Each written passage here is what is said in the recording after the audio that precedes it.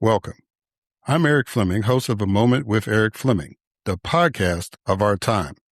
I want to personally thank you for listening to the podcast. If you like what you're hearing, then I need you to do a few things. First, I need subscribers. I'm on Patreon at patreon.com/A Moment with Erik Fleming. Your subscription allows an independent podcaster like me the freedom to speak truth to power and to expand and improve the show. Second, leave a 5-star review for the podcast on the streaming service you listen to it. That will help the podcast tremendously. Third, go to the website, momenterik.com. There you can subscribe to the podcast, leave reviews and comments, listen to past episodes, and even learn a little bit about your host. Lastly, don't keep this a secret like it's your own personal guilty pleasure. Tell someone else about the podcast. Encourage others to listen to the podcast and share the podcast on your social media platforms because it is time to make this moment a movement. Thanks in advance for supporting the podcast of our time.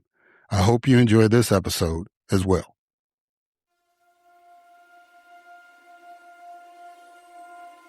The following program is hosted by the NVG Podcast Network.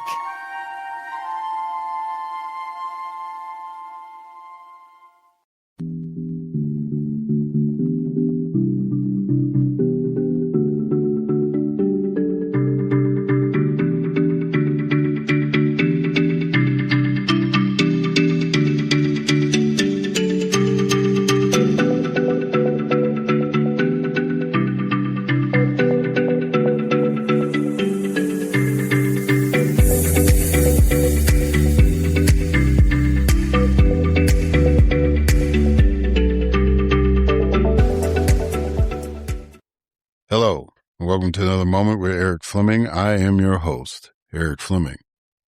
And so today, I have two guests who have written books. One is Eileen Isola. And Eileen is a former lieutenant colonel with the U.S. Air Force. And she has written this book about the history of women in the U.S. Air Force that went through the U.S. Air Force Academy in Colorado Springs.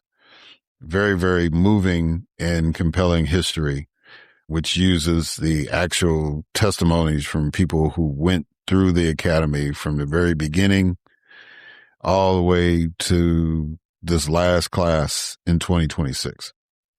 So we're going to be talking to her, and then we're going to be talking to this young man named Ryan Virden, who has written this book called Breaking the Privilege Frame, in which he discusses how we can end the mindset of white privilege in the United States of America. So I hope that you will enjoy those interviews. And as always, we will encourage you to support the podcast. Go to www.momenterik.com to do that. And you can either give a one-time donation or you can subscribe to the podcast and the website will show you how to do either one of those things. If you want to catch up with past episodes, all that stuff, please feel free to do that. One of the things I think is really cool for people is to see who all has been on the show. And you can go to the guest page link and just see all the magnificent guests that I've had on the show. And we are continuing to grow that. And again, I hope that you are enjoying all these interviews that we are doing. Very interesting time we're living in, as always. So I encourage you all not only to listen to me, but other independent podcasters, especially Black independent podcasters. The content that is coming out is powerful and really addressing some of the things that need to be addressed.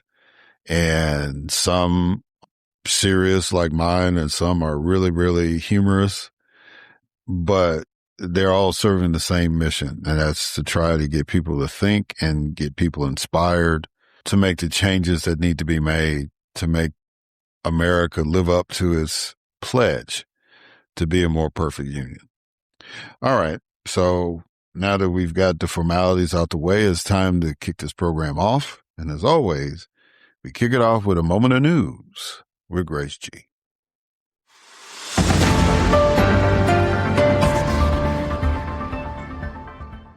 Thanks, Erik. A Mississippi grand jury will review the death of Black teenager Nolan Wells, keeping evidence temporarily sealed to protect the integrity of the routine investigation. A Georgia teenager received a life sentence for a fatal 2024 school shooting, and his father was sentenced to 15 years in prison for providing the weapon. A Democratic National Committee panel voted to keep South Carolina as the first presidential primary state for 2028, prioritizing its crucial Black voter base over Nevada's push for the spot. A federal appeals court upheld an injunction blocking the Trump administration from implementing an executive order designed to tighten mail-in voting rules in 23 states ahead of the November elections. Elon Musk's America PAC plans to spend up to $120 million on voter turnout efforts to help Republicans retain control of Congress in the upcoming November elections. Former infectious disease expert Anthony Fauci invoked his Fifth Amendment rights to avoid answering questions at a Senate hearing, prompting Senator Rand Paul to schedule a contempt vote. Hadi Matar, already serving 25 years for stabbing author Salman Rushdie in 2022, was found guilty of federal terrorism charges and faces a potential life sentence. The Centers for Medicare and Medicaid Services announced the termination of a subsidy program for Medicare prescription drug plans after 2026, stating insurers can now accurately price plans without federal support. The CDC has recorded 6,707 confirmed cases of cyclosporiasis since May 1st, with over 11,500 suspected cases pending investigation. And the CDC also reported 2,318 U.S. measles cases this year, the highest annual total in 35 years due to declining vaccination rates. I am Grace G., and this has been a Moment of News.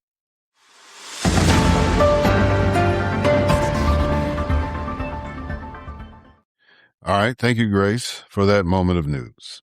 And now it is time for my guest, Eileen Isola. Eileen Isola is the lead editor for Necessary Turbulence, 50 Years, One Unbreakable Sisterhood Forged in the Crucible of the Air Force Academy. Former U.S. Air Force commander and decorated combat pilot who now flies internationally, she was the first woman to serve as an advanced agent to the President of the United States, flew high-performance jets, trained combat pilots, invaded other countries, airlifted humanitarian relief, resupplied Amazon jungle radar sites, commanded an Air Force squadron, and crumbled barriers for women who wanted to serve their country. A graduate of the United States Air Force Academy, she has spoken at universities, professional women's aviation events, and to business and community organizations. It has been featured on the front page of the New York Times. When now at 40,000 feet in her front row seat to the universe, she makes her home in Virginia. Ladies and gentlemen, it is my distinct honor and privilege to have as a guest on this podcast, Eileen Isola.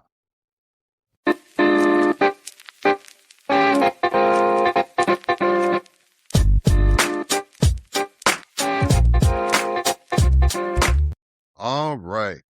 Eileen Isola, Lieutenant Colonel Eileen Isola. How you doing? Very well, Erik. Thanks for having me today. Well, I'm honored to have you on. Like I just, my last episode, I had an airman from the Air Force on. And what I told her, I'm going to tell you, is that I have a very special place in my heart for those who actually served in the military. The only other people I hold in higher regard are social workers. So I tell people that if you're a veteran and a social worker, it's like I've hit the ultimate guess, right? As far as who like, and then teachers, of course, too. But but I really commend you for that, and especially with this book that you have written, Necessary Turbulence, which talks about, through some collective stories, the history of women being in the Air Force, and especially going through the Air Force Academy in Colorado Springs. So I'm really, really honored to talk to you personally and to talk to you about this book. So what I normally do, and that's the old moderator in me, I do a couple of icebreakers to get things started. So the first icebreaker is a quote that I want you to respond to. And the quote is, You do what you can for as long as you can. And when you finally can't, you do the next best thing. You back up, but you don't give up. Yeah, you found a great one amongst all the entirety of this incredible story in this book. That is a great summary quote that perfectly describes what we refer to as the collective we. All of this incredible, extraordinary group of women that almost no one has ever heard of, and yet changed our society and our country, and made our military that much more combat capable. And that quote speaks to their persistence, their determination, their resilience, and they, as a group, the constantly, individually and as a group, constantly having to calibrate and navigate and find their way and to achieve and to lead inside systems and spaces that never imagined them. Women being there were not designed for women, and yet had to do all of that, typically without a template or any precedents, and do it with little to no margin for error. And that particular quote exquisitely describes our collective and individual mindsets that you just keep going. Yeah. Yeah, that was from when I was growing up. He was considered a superhero, Chuck Yeager. Yeah. I said, yeah, that sounds like Mr. Yeager, all right. So the next icebreaker is what I call 20 questions. So I need you to give me a number between 1 and 20. 18. All right. What is one thing we might all agree is important no matter our differences? Well, there's any number of things I could respond to for that. The one thing that we can all agree is that the absence of stories like this one from our collective American narrative and chronicle mean that we as a society lack the full picture of what our American story, our history consists of. And when entire groups of people are missing from the record, our understanding becomes incomplete. And when a society is missing pieces of itself, our next generations don't see what's possible. And then they're left, they don't even know that they absolutely can go through any door they want. They can be or do absolutely anything they want to do or be, and navigate through any door they want, including the doors they didn't even know were there. And it's the absence of stories from groups like are told through this story that leaves, and this is my personal something that's important to me, that it leaves our next generation and subsequent generations never knowing what's possible for themselves and for our society and our country. And I think we can absolutely all agree on that. Yeah. All right. So before we get into the book, Necessary Turbulence, I need to pick your brain on a couple of issues. Okay. So the very first agency the Department of Government Efficiency, or DOGE, cut was the Federal Aviation Authority. Right after that, we had the terrible helicopter plane collision at Reagan National. So I have two questions. As a commercial pilot, why is the FAA important? The FAA is the single organization for this country that handles everything to do with aviation.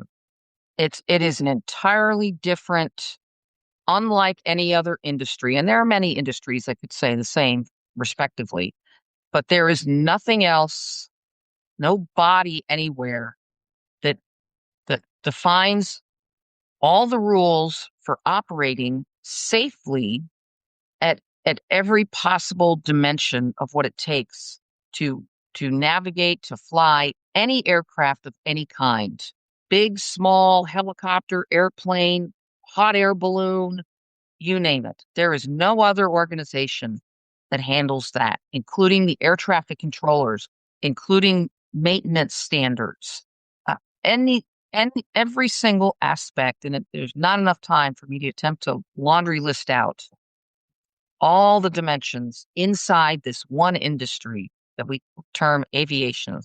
It is the sole organization that defines, manages, executes, holds the standards, and holds people and organizations accountable to those standards.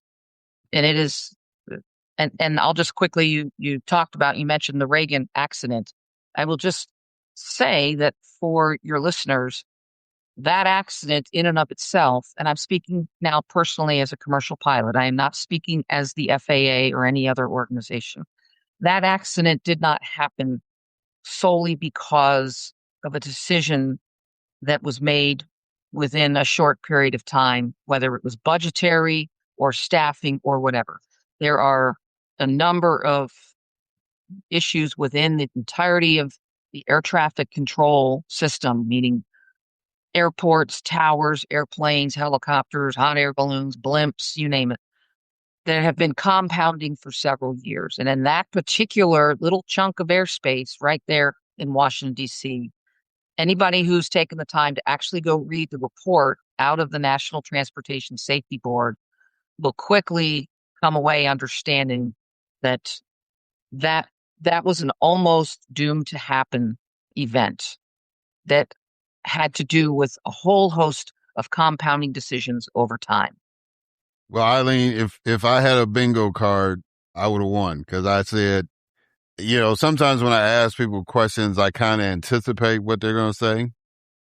And sometimes I'm pleasantly surprised. Sometimes I'm just surprised. But I knew that you were going to be very professional in giving that and giving a complete picture about what happened, that it not necessarily was a direct correlation, but the timing image wise, and me being a political person. Absolutely. Was very, Absolutely. very bad. Very, very and bad. All pilots that have fly in and out of Reagan, me included, we have all said, and there are other places around the country we have the same concerns for, that the changes, the things that have been allowed to pile up, and way people have been allowed, airplanes, whatever decisions made to pile up that led to that accident, are similar to other places around the country that we pilots have been raising the stink about for a very long time.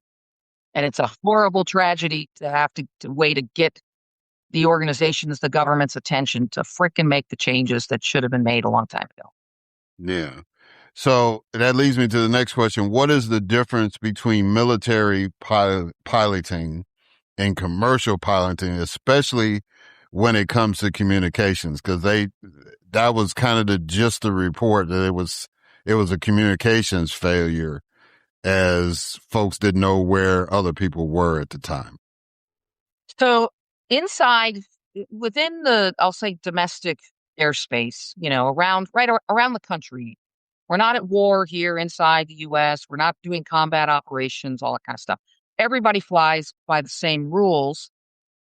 And in that particular incident, for example, the military, though, is allowed to operate and do things differently in order to train, like how we're going to actually operate in a combat or a high stress environment, even if it's not combat. It could be some humanitarian relief operation that nonetheless is very complicated. I flew in one of those, and it was very challenging.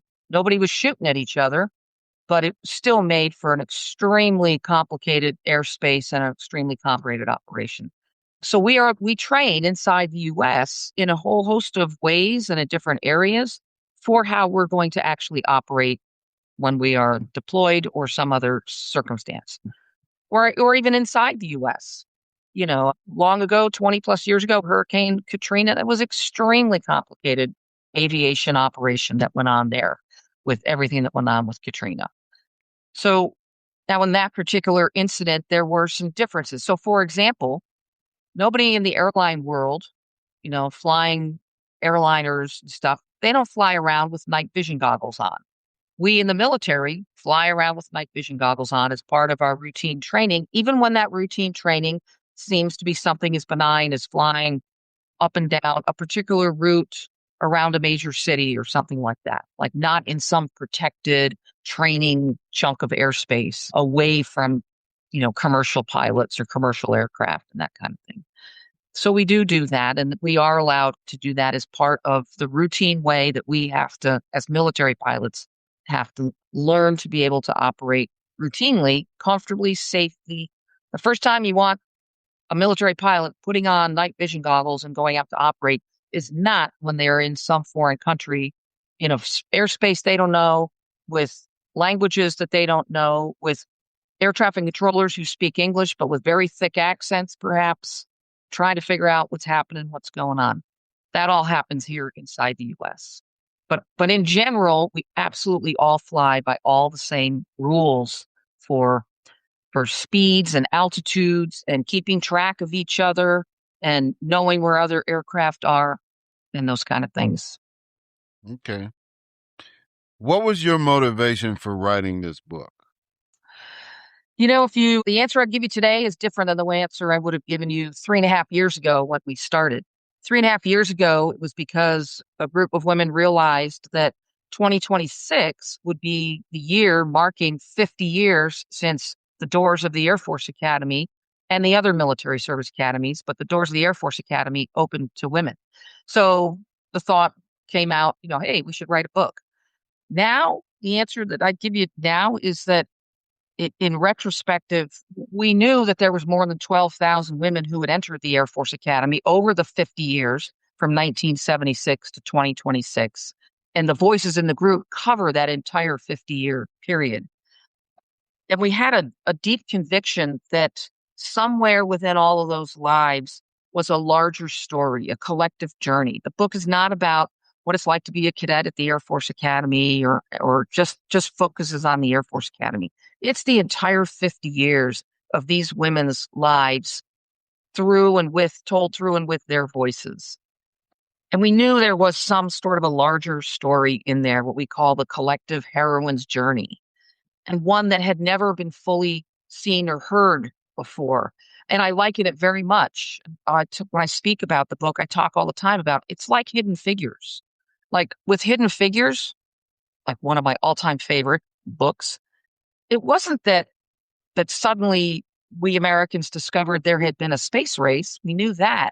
What we didn't know was the all of the kinds of people and the work that was done that no one had ever heard about, and that it was this extraordinary group of women who ultimately put human beings into space, onto the moon, into the International Space Station, and now out to the cosmos, headed for Mars someday. And it was that extraordinary group of women, and that's the parallel to this extraordinary group of women. And we knew that story. There was a story in there, and we just didn't know what it was. So we put out a call and asked women to tell us stories from the entirety of their lives.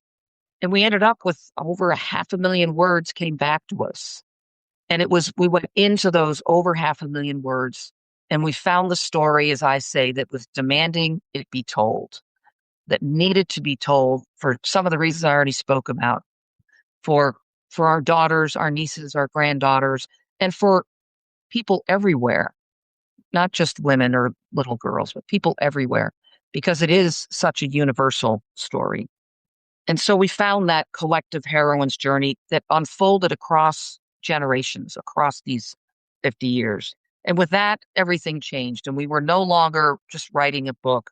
We were shepherding a story into being birthed into the world, and making sure that we were faithfully revealing the something that had always been there, but now needed to come forward.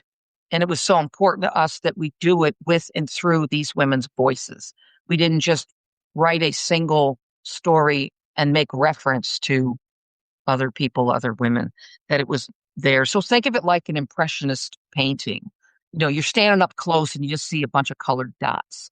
And when you step back away from that impressionist painting, you see the painting. The painting was always there. But now when you step back, as we did, over 50 years with over these 500,000 words from these 108 women, boom, it came into view.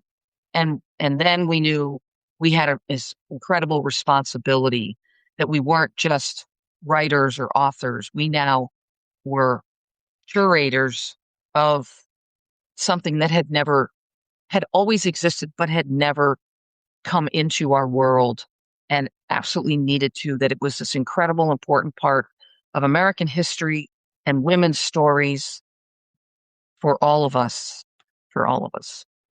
So what is the significance of the title?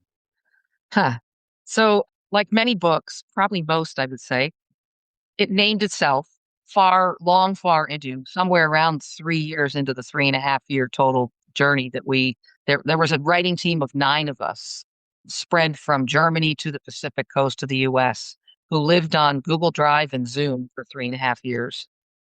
And the story named itself because it speaks to that individually, these women who had to navigate and calibrate and shape shift and be 4 or 5 different versions of themselves all in a day, usually all before noon.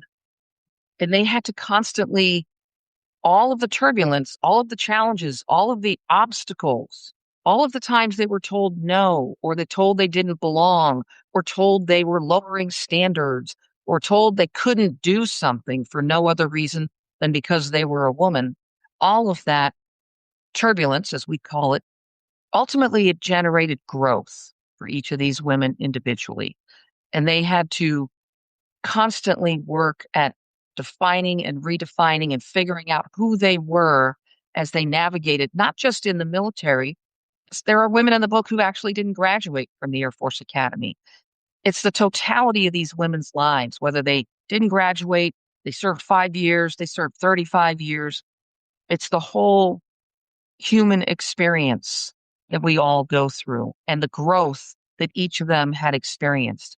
The other aspect to the title is it kind of dawned on us that what we're also talking about is this group of women over time, over 50 years, who just kept showing up to the Air Force Academy, showing up in their jobs, doing them excellently, and just determined persistently with great resilience to achieve and lead and make a difference in other people's lives and serve their oath to the Constitution, even long after they left uniform. And all of that by just showing up, and that presence caused the institution, the same things happened to the institution of the Air Force Academy and the Air Force. It caused the institution to have to look introspectively and to make decisions how it was going to change and grow and make itself better so that our country could have the most combat capable force that it could. So it speaks to both of those aspects, the individuals and the turbulence that caused growth as individuals and as humans, and to the institution and how it had to change and adapt and grow as well because of the turbulence that we women, unwittingly perhaps, but nonetheless, that we brought to the institutions. Yeah. And I appreciate that answer. One thing you said in the answer is something that I stress to people a lot is that, you know, whether you serve in the military, you serve law enforcement, you get elected to something, most of the time you have to swear an oath to the Constitution. And I remind people that just because you're no longer in that particular position, you did take that oath. So you still have an obligation even afterwards. So to hear that a lot of people that you interview still hold that oath important, I think that's an important thing to highlight. So That's absolutely inviolable. Yes, ma'am. So what was your biggest challenge in securing the interviews for the book? Was it getting the women to talk about the experiences, or was it limiting the amount of interviews to conduct and place in the book? Well, we put out a call for submissions. And so the majority of the submissions were written. We actually didn't have much of a challenge getting submissions.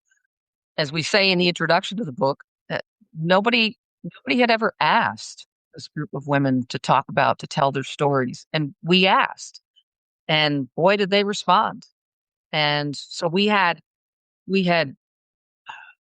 somewhere in the neighborhood of close to 200 submissions total between written and oral interviews that totaled up to this 560,000 words. And out of that, we went then and selected excerpts that as we crafted the single narrative arc, the single story that told in the collective we voice, where we speak, the story's told and written about we, but in a single story that then these women's voices then are like the punches that make the points, that bring out the highlights, that are the themes that curate and really shout the themes to the rafters of their lives and all of us then collectively as a group. So that there wasn't much of a challenge getting responses. The challenge was it was overwhelming, the response and the time it took to read and read and read and read, and then go find what we were going to pull out and bring together into this heroine's journey of leaving our known world, entering the crucible, all of the challenges in uniform, after uniform, whatever, and then the transformation and the as the final section of the book is titled, The Becoming of what we all become. Whether it was from the first class 50 years ago or our youngest contributor just graduated in the class of 2026, a little over 2 months ago. Yeah, that's cool. It's very cool. Dr. Catherine Landick said that as a historian, I have long believed that the experiences of women serving in the military can reveal much about the United States at the time. Do you agree with that sentiment? Absolutely. Absolutely. Yes, she's a brilliant historian. We were very, very gifted to have her write the foreword to the book and bring her perspective to this as a historian, and particularly one who focuses. She wrote what's considered the book on the women Air Force service pilots from World War II and their experience. And this is a continuation from, that's another group of women that very few people really know much of anything about. Just like we talked about Hidden Figures. You can talk about the women Air Force service pilots, the suffragettes, the Mercury 13, the green belts. There's several of these groups through history and particularly groups of women whose stories have very little, if at all, come to literary or stage light. And that's another really important factor behind why we had to tell this story, because it's now part of our American record. It's evidence as well. We don't have to speculate and have somebody's opinion about whether women did this or that or how well they did it. There's 50 years of evidence now collected into this single book and this single story. And that's really important for all of us. So in the book, you said most of us do not see barriers denying our goals. Well, most of us did not see barriers denying our goals, merely obstacles we tackled on our way to success. So my question is, which barrier challenged female cadets the most? The cultural misogyny or the beast itself? So by the beast, I'm assuming you're referring to, that's our slang word as cadets for basic cadet training, which is military basic training, just like anywhere else in any of the services. And so it's called basic cadet training. Like I said, the acronym reduces to our slang word. We call it BEAST. And it's a 6-week basic training course that every cadet goes through, and women and men do all experience the exact same thing. You get all the same training, run all the same assault courses, crawl through the same mud and under the concertina wire, et cetera, et cetera, et cetera. Run all the same miles, get up at 6 o'clock in the morning, all of that stuff. The harder, I would submit that, in terms of the two options you gave me there, the harder part was navigating and surviving the culture, particularly in the early decades. But it absolutely lingers on, which is mind-baffling to think that there's some 18, 19, 20-year-old guys, male cadets at the academy, who still feel from wherever it comes that they are able to walk up to a woman cadet and stick their finger in her face and tell her that she doesn't belong there and she belongs home in a kitchen making babies. All these things are still said. Now, there's a great story in the book from one of our contributors. Her name is Sheila, and she had that happen to her, where a male cadet walked up to her and put his finger in her face and said, "You belong home in a kitchen making babies." And she put her finger right back in his face and said, "You better get used to working for women in the Air Force." And, we just, but it was very difficult, particularly women who there was a whole spectrum of experiences. Some women did not have the same, none of us had the same experience as any single other woman of the over 12,000 of us that have now attended.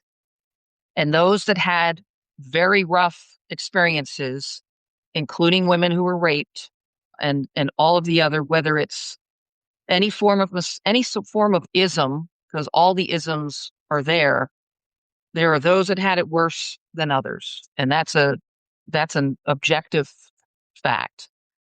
But all of us, I would say, collectively would say that's the navigating and surviving and thriving for those that were able to thrive in that culture was far more difficult than Beast or any of the other physical or mental challenges. Beast was a one-time, it's the very first thing you do right when you first in process, the very first summer there. And there's a multitude of those kind of challenges throughout the entirety of the 4 years. The survival training, the POW camp training, all of the different types of training that we go through many of them can be very physically and mentally demanding, as they should be. We're training the future officer corps to lead our nation. So it should be very difficult, and everybody goes through it and performs it to the same standards. The emotional and mental aspects from the culture side of it was very difficult. And there are many women now through the journey of this book who we have heard back from and who are, for the first time, some of them we're talking 40 years for the first time, are now healing from the experiences that they had there 40 years ago. So based on the interviews conducted, would you assess that it was tougher on the early Black female cadets? Erik, I'll tell you just honestly, I really hesitate to speak for our Black women from any of the eras. I'm a white woman. There's no way that I can fully appreciate. I absolutely can speak to the totality of the women's experience. There is no doubt from the stories we read that came in from the many Black women that are in the book, there is no doubt that I can't say every single one of them, but it would not surprise me if every single one of them had a much tougher time than their white women counterparts. And the earliest classes perhaps had it in terms of just the cultural realities from the late 70s, early 80s into the 90s compared to today. I like to think it's better today. I can't give you an objective, factual reading on that. I haven't done some sort of quantitative survey or something. I'm sure that data, those kind of surveys are out there and are done. They used to be done regularly, what's called the climate assessment surveys. They have not been being done for about the last 2 years, which doesn't really surprise any of us. But there is no doubt that my Black women sisters had experiences that I could not possibly have a full appreciation and understanding for. And reading many of them that came in absolutely laid me out on the floor and had me sobbing. They just did. It probably was tougher for my Black women sisters in those early classes, but I can't categorically state that. Yeah. So how did the Gulf War change the perception of women in the Air Force? The Gulf War, and by that we're talking about the first Gulf War, the 1990, 91, 92, I'm assuming you're speaking to. That changed. That was a pretty big game changer. The Gulf War was the impetus for the end of what was known as the Combat Exclusion Law. We, America, went to war and everybody deployed, whoever you were and whatever unit you were in. And prior to that and during the Gulf War, women were not allowed to fly combat aircraft, nor could they fly non-combat aircraft in combat zones, combat environments. And all of that evaporated in the Gulf War because there was no front lines and a rear echelon. For anybody that's old enough to remember that, the Scud missiles were flying everywhere.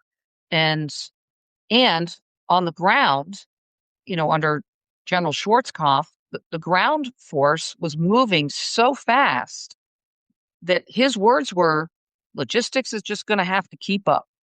And the historians among us will remember what was known as the big left hook, the big swing through the sunny desert.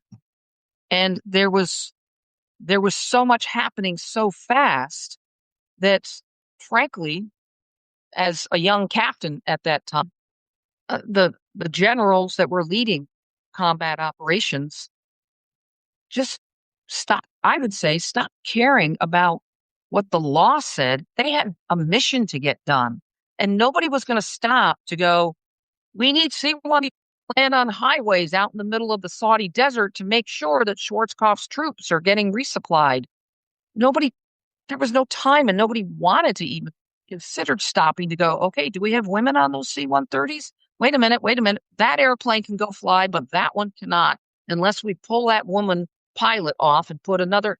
That couldn't happen in the fog of war and the furious pace that all of what was happening. So I would say that our experience and if you were an air refueling tanker pilot, or crew, it was the same thing. You just went where you needed to go. If you were flying one of the airborne command and control aircraft that was working the airspace and keeping planes deconflicted, you just went where the plane went where it needed to go to perform the mission, and nobody cared who was on it in terms of male or female or anything else.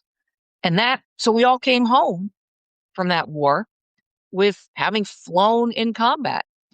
And that then began the major effort to eliminate the combat exclusion law, which did change. And you'll appreciate this as a former congressman. The 1992 National Defense Authorization Act removed the combat exclusion for women flying in combat aircraft and serving on combatant ships. And in April 28th of 1993, Les Aspin, the Secretary of Defense, removed the policy that prohibited us. And thus, the doors were flung open and women poured through those doors to do, I was a high performance jet instructor pilot, and there were many others like me. And the airplane doesn't care. The airplane doesn't know, or any weapon system, whether it's an airplane or a ship or a tank or anything else, doesn't know and care what gender is at the controls. The machine responds to control inputs, period. And anything else that would be considered regarding women's physical abilities to handle the demand or their ability to think with the speed and the agility, actually all the studies show that, and these are factual things now, which more and more of these continue to come out. So, for example, all the women that have now gone through Ranger School for the Army, and the studies that have been done show that physiologically and mentally, women their bodies sustain that kind of stress, physiologically speaking, better than a male body does, which doesn't mean that women are better or men are better, whatever. These are the kinds of realities that the facts speak to. And all any of us care about, and particularly when you're in command, as I was, you just want the most capable force and know that your people are trained, know what they're doing, and are going to be there for the person on their left and their right, in front of them, behind them, and don't care about anything else other than that. Yeah. Excuse me. You wrote this statement in the book. To survive until we belonged, our rations included vigilance, humor, and tenacity. We exposed the unwritten rules, morphed to fit in, but never forget our differences. Speak up, but don't be too assertive. Defer to protect competitive egos. Laugh, but not too loud, and never off color. We adjusted our voices, our words, and our posture. Some of us hardened our tone to be heard. Others kept softness as quiet rebellion. We recorded our memories not as victims or to accuse, but to bear witness. Yep. As a civilian, does that mindset give you a sense of empathy to people in American society that may feel the same way? Absolutely. Abso-friggin-lutely. Absolutely. And which is I think, one of the most powerful things. We started this, and the core connection point for this extraordinary group of women is the Air Force Academy. But what emerged out of this was this incredible human story. It's for anyone, anywhere, who has found themselves in a space or a place or a system that never imagined them, wasn't designed for them, doesn't think they belong there. And, and, and you have to, as you just listed off, all the ways we calibrate and adjust and tailor ourselves and present a different aspect or different part of ourselves that we think will be the acceptable part for that circumstance or that audience. That was very much has been for this group of women, and I would submit for lots of people in a number of different sub-demographic groups or whatever, from the collective we of this group of women absolutely can see themselves in that reality every day, and for many groups for decades, in some cases hundreds of years. Yeah. There's an old aviation saying that goes, the three most useless things in the world are altitude above you, runway below you, and time that has passed.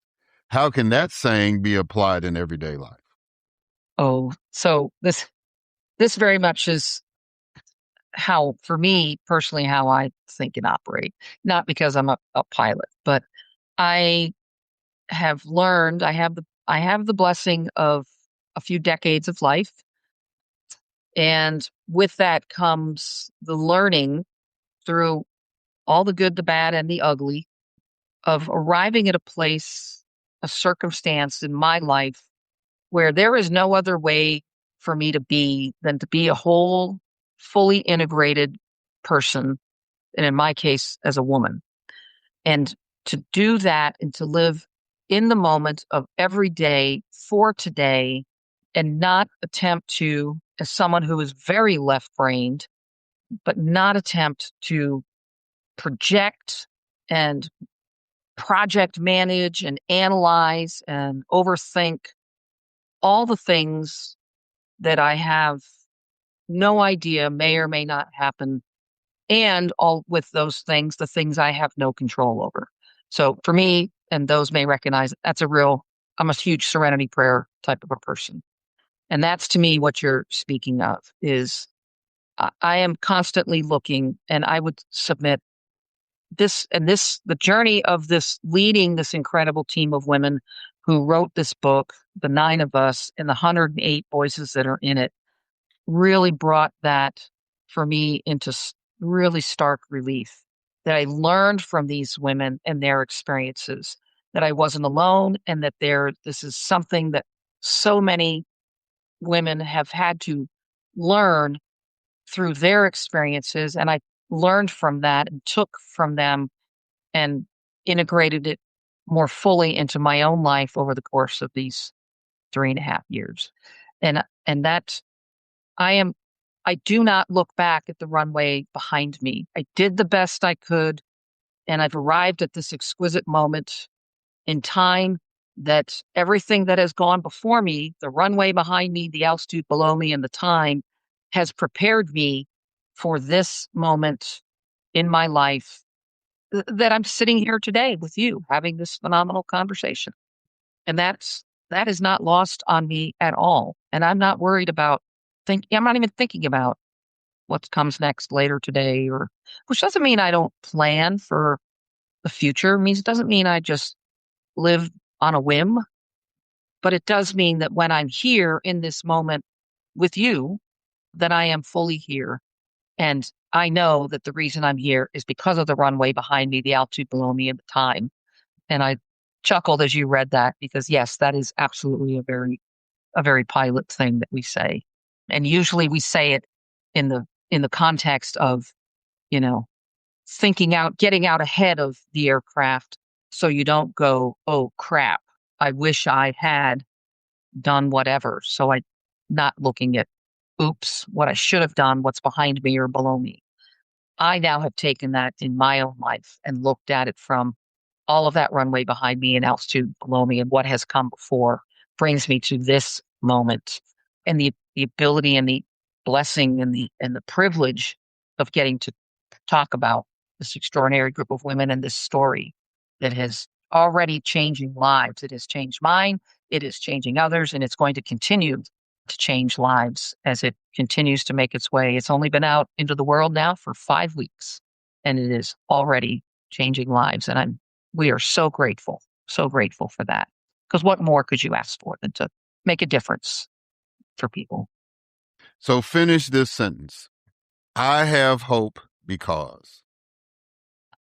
I have hope because I do in the quiet moment of the day, I do believe in the goodness, the incredible goodness of people. Doesn't mean every person, but I think that particularly these women are a microcosm of all kinds of women everywhere across any industry or domain you want to list or talk about or think of. And there are legions of women and people like these women who in pursuit of their dream to be part of, they didn't start off this way thinking, oh, I'm going to be part of this incredible American story, but now recognize and know that they are. And there are so many, you are too, your background, that are part of this story and believe in the goodness, ultimately, at our core, at our soul of people, and that we absolutely can make a difference. We can continue to move forward, continue in the pursuit of, in the case of our country, a more perfect union. And that does give me hope, even throughout the days when it's very difficult to have hope. Because there are moments that drop in on me that tell me that everything that this country is and where it came from, with all of the horrible crap that is also part of our story, our nation's story. And the more of these stories that get told, and if I could be so bold, for example, just because I'm speaking with you on this particular show of yours, one of the greatest books that profoundly changed my life was reading the 1619 Project. I was angry, and while I was reading it, and certainly when I got done with it, and I was stunned, and I was absolutely a changed person. And it's things like that, to have that book drop into my life when it did, before the writing of this one, changed me. And it's another drop in that gives me hope, because without that story and everything that has flowed from it, and all the other ones like Cast that then followed, and Hidden Figures, and Maureen Murdoch's Heroine's Journey, their timing wise or different, doesn't matter. There's this constant pieces, these constant books and stories and experiences that drop in on me, that tell me and affirm for me that there is a preponderance of souls out there with whom I can connect, and together we will continue to be for each other and for our brothers and sisters what we can all be and should all be for each other, everything else aside. Long answer to your question, but thanks for the opportunity to just free stream a little bit. Well, that's awesome. I like free thinkers, and especially conscientious free thinkers. I think that says a lot about just imagining being a part of your unit and the trust that you garnered from your folks under your command. I think that just that last answer spoke a lot about that. That gives me an incredible visual. So you said the book just dropped 5 weeks ago. How can people get it?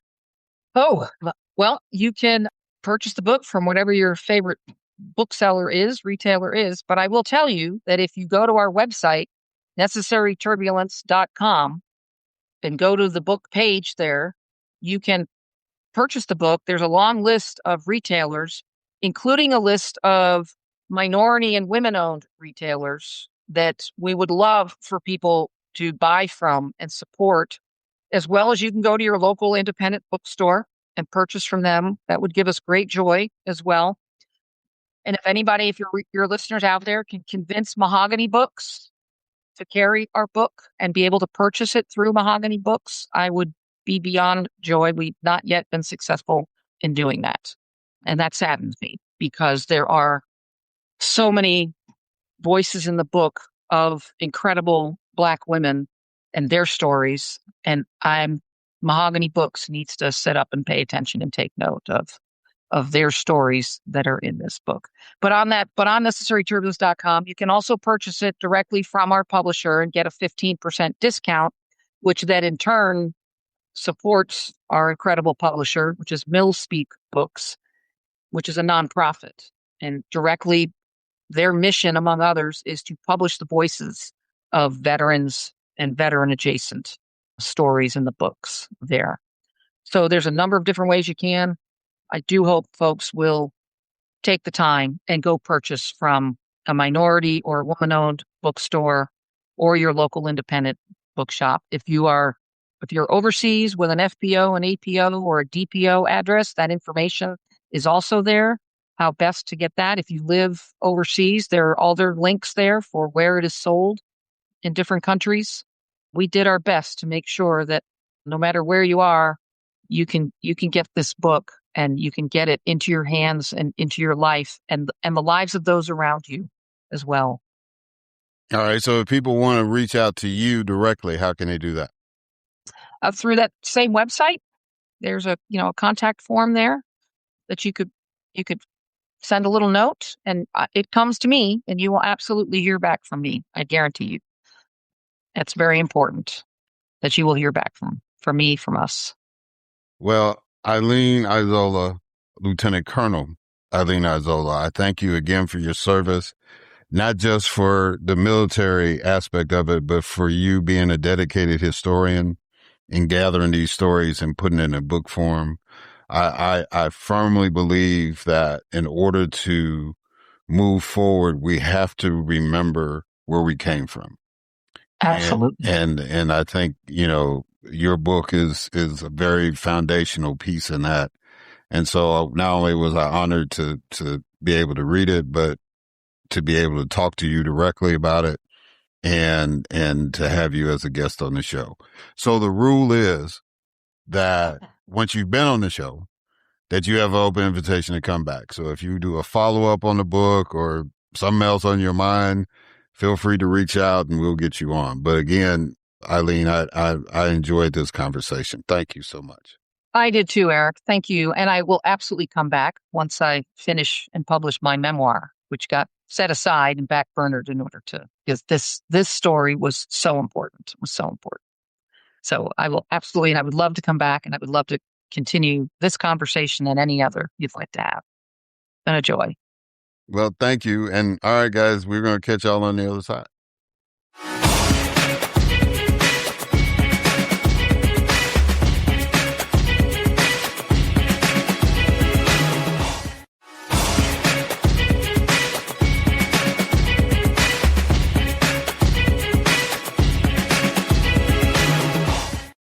All right, and we are back. And so now it is time for my next guest, Ryan Virden. Ryan Virden is an esteemed author, educator, cultural worker, leadership coach, and public speaker with over 15 years of experience working with individuals, teams, and organizations.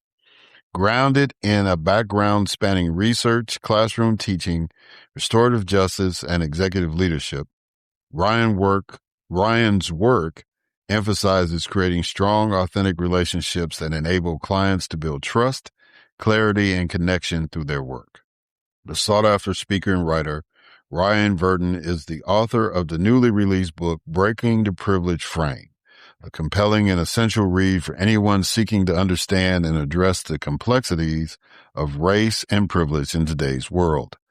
His work offers readers a fresh perspective on those working on dismantling oppressive systems, one that calls for an honest exploration of identity, engagement in meaningful dialogue, and work towards greater justice and equity.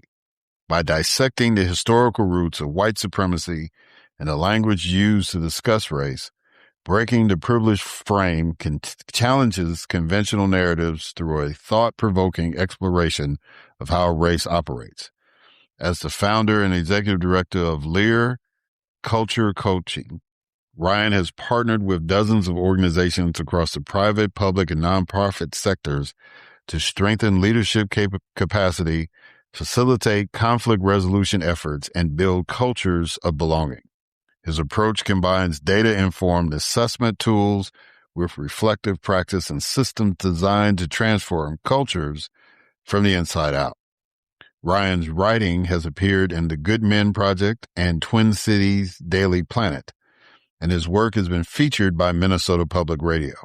He holds advanced degrees in both liberal studies and educational leadership and is working toward a third in human resource law. Additionally, Virden is an adjunct professor in the Justice and Peace Studies Department at the University of St. Thomas, working each semester to help young people understand the manifestations of violence and work for a more just and peaceful world. In his work, he continues to bridge scholarship and practice through his writing, coaching, and workshops. Originally from Northeast Minneapolis, Ryan found his voice via hip-hop and enjoys debating your top 5 dead or alive. He's also a fan of rom-com films, especially the cheesy ones from the 90s and the early 2000s. Outside of work, he is a proud husband and dad to 2 daughters, plus 2 canine companions. He currently lives in Atlanta, Georgia. Ladies and gentlemen, it is my distinct honor and privilege to have as a guest on this podcast, Ryan Virden.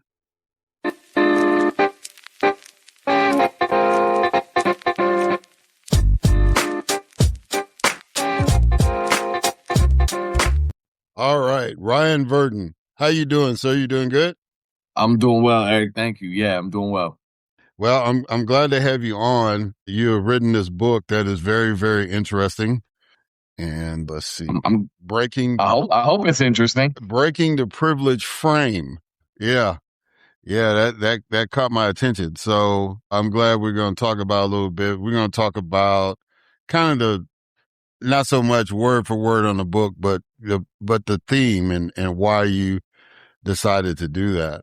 For sure. But what I like to do is I do a couple of icebreakers. But before I do my normal icebreakers, it says in your bio that you're this hip hop aficionado and all that stuff, and you like to debate people about the top 5. Who's your Mount Rushmore rap and all that stuff? Yeah. So aficionado might be stretching it. I'm a hip hop head, and I do like to debate the top 5. I'll debate people's top 5s for sure. All right. So let me ask you this question: because I got into a debate with some friends. This was years ago, and we were like saying East Coast, West Coast. Oh man. They made fun of me about Midwest because I'm originally from Chicago. It's like, ain't no Midwest rappers. I said, okay, Common, Ye, or however you pronounce it now, Kanye West. I said, okay, yeah. all right, Twist. Okay, that's fine. Y'all can act like y'all don't know. But anyway, who do you consider the best female lyricist of all time? Oh, wow. That is such a good, I was not expecting that question. The best female lyricist of all time. Honestly, like, so my personal, like, I think she could go bar for bar with anybody is Foxy Brown. I think, yeah, I think Foxy, I grew up in that era of, I would say, I'm from Minneapolis. So when you said there's no Midwest rappers, I'm like, yeah, right. Like I grew up on Bone and Common, and my Mount Rushmore got Lupe in it. So, Brother Ali from Minneapolis, but Foxy is right there for me. I think we're in an age of some really talented female MCs right now. Like I'm down in Atlanta, so I get a lot of Lotto. I get a lot of YK Nice, like all that. I think the female MCs have come with it and are finally starting to get their shine right now. Yeah, Lotto is coming up. Dolce is an up and coming one that a lot of people like. Dolce's cold, yeah. But the one I think of all time is Lauryn Hill. I think Lauren is the queen. Yeah. When it comes to revelers, because not only is she like profound in what she talks about, but her freestyle skills are ridiculous. I just saw some on I think Instagram. They were at the Apollo, where she got booed, by the way, when she first auditioned on Showtime for Apollo. But she got out there with the Fugees, and Wyclef said, we need to have some freestyle going on. And then Lauren took over, and it was like, she's the queen to me. But, you can't go wrong with Miss Hill, for sure. Yeah. All right, now that we got that out the way, the other icebreakers I do is, the first one is I want you to respond to a quote. Okay. And the quote is, if you have to come help me, you are wasting your time. But if you have come because your liberation is bound up with me, then let's work together. To respond to that? Yes, sir. Yeah, that's the only way forward. I think that we fundamentally are in a position since the Industrial Revolution where we're in this hyper independent, hyper individual mindset, and we don't understand how interconnected we are. And so I think, and it's a great quote to talk about, to segue into the book, because that's really the impetus for the book, was realizing, hey, we're doing this racial justice thing wrong. By we, I mean white folks. I'm a white guy. And so we keep trying to do things for people and not figuring out how we benefit and what we can do, how this struggle benefits us, heals us, and that we are in it side by side, not leading anybody, not doing anything for anybody, but doing it with people. And I'm a restorative practitioner as well. And so that's the number one tenet, is you don't do things to people, you do it with them. And so I really think that's the only way we figure this thing out. Okay. My next icebreaker is what we call 20 questions. Nah, I like it. So I need you to give me a number between 1 and 20. Let's go 11. All right. Where do you go to check a fact that you see, hear, or read? Oh man, I go lots of places. I go multiple places. So never just one place, but I got lots of books. So I'll go check a book, or I'll find in the archives of, maybe like the Times, or, some of the more like established traditional presses, although I don't put a lot of stock in that.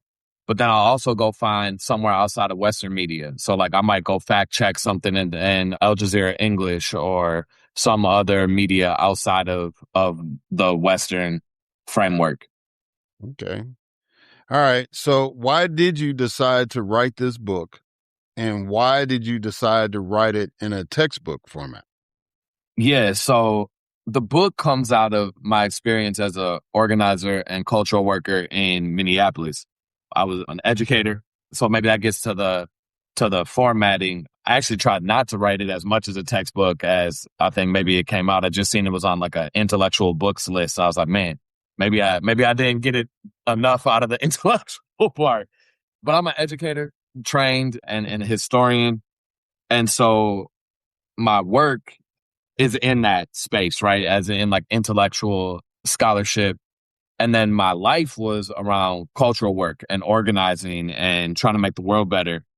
And in Minneapolis, after the uprisings, it felt like a moment. Well, during the uprisings, after the murder of Floyd, it felt like a moment where we could really capitalize on the truth that was being laid bare and do something different. And for lots of different reasons that didn't happen. And so this book is really my reflection on that and like what happened. Why didn't this result in a fundamental shift in how we relate to each other? And I talk about it from my own point of view, right? Like I don't talk about communities that I'm not a part of. And so I thought a lot about what were white people doing, particularly white men. How were we showing up? And I realized that back to that to that first quote, we're showing up as if we were doing people a favor, as if, we were saving them. Saviorism is a thing that's well documented in social justice spaces and in anti-racist spaces. And I realized that our anti-racism, the logic that we use to think about it, actually didn't create space for us to talk about how the struggle for racial justice heals white people. I had not had a space to talk about how I became a better person by being involved in anti-racism struggle, by thinking deeply about race and its impact on my life. Not a better person as in I could show up for communities of color or for Black people better, which I think I do, but just felt better, felt more connected, felt more, closer to creation, was just a better person in that I felt healthy and happy. And so the book comes out of that. It comes out of that realization. And I try to make that case in the book. I try to make the case that racial justice is good for all of us, particularly white folks, that we're actually the ones that need to heal from it. And I grounded in, Baldwin said, as long as you think you're white, there's no hope for you. You got Richard Wright when asked, he's in it's a Vogue Paris or somewhere in Europe, and they asked him what to talk about the Negro problem in America. And his response is, there's no Negro problem, there's a white problem. And El Haj Malik El-Shabazz, Malcolm X, says that, tells the white lady that comes up and it says, minister, how can I help? Early in his career, he says, you can't. And then he revisits that interaction, and Alex Haley writes about it in the autobiography. And he says, I would tell her to go work with her people at the source. Toni Morrison said that, like, white racism is about white people being broken, not anybody else. And so I tried to take that seriously and get my people to take it seriously. Yeah. What is white privilege, and why do you think it is hard for people to believe that it exists? So this might be one of the more controversial things in the book. White privilege, as it's used commonly, as it's understood, is the advantages of being perceived as white and moving in the world as white. And it definitely has advantages. I argue in the book that being white is actually not a privilege, that being included in the category of white required a division from humanity. It required a division from creation. It required hatred. It required accepting genocide, accepting the logics of the Atlantic slave trade, right? The genocide of Native people, the enslavement of African people, the taking over of land and colonialism. And so I don't think that that's a privilege. I think the system that was propped up that benefited those folks legally considered white, which is important because legally you got rights from it, right? So like you could own land, you could own a home, you could testify in court, you could carry a gun. There were real advantages in our system to being considered white and moving in the world as white and being labeled white. So I never want to have anybody walk away from a conversation with me saying like, oh, this dude thinks being white doesn't matter. It definitely does. What I'm saying is that we can't hold on to it like it's the thing that we should all be, that we should live life as white people live life, or that we should view the world as through the lens of whiteness, because I think that that's how we end up. I mean, look at what's happening right now. We got wildfires all over. Europe is burning up. We're out of water. My daughter lives in the Southwest in Arizona, and they ain't got no water. Like, this is the result of what accepting whiteness does, is it just destroys and consumes itself. And so I think white privilege is the advantages that are offered people who are white within white supremacy. And I would argue that it is indeed not a privilege, but rather something that's going to destroy us. Yeah.